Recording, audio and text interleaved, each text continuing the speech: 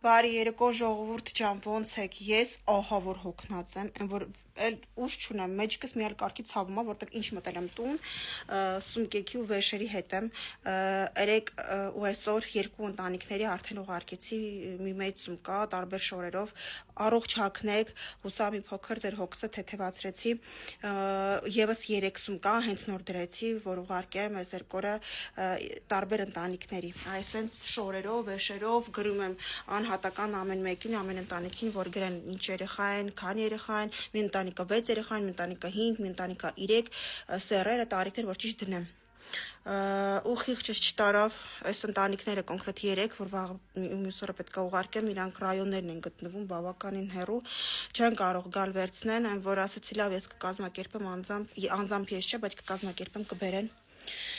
Խիղճ, որը որ ես չգիտեմ, ես իմ խիղճի ձեռը կրակն եմ ընկել, բայց ուրիշ ձև չեմ էլ կարա ապրեմ, որ եթե կարամ մի փոքր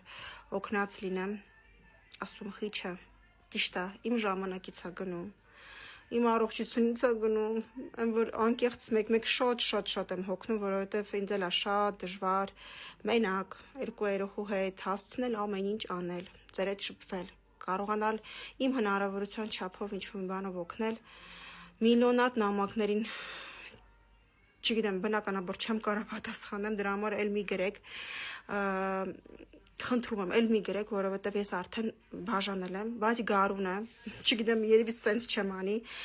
այս նամակները ինչ դուք գրել եք, այս նամակներից կընտրեմ մի քանի ընտանիք, գարուն է, էլի կուղարկեմ, որտև ես գարաժը լիքը շորեր ունենք, էլի անպայման կբաշխեմ, էլի կուղարկեմ ձեզ։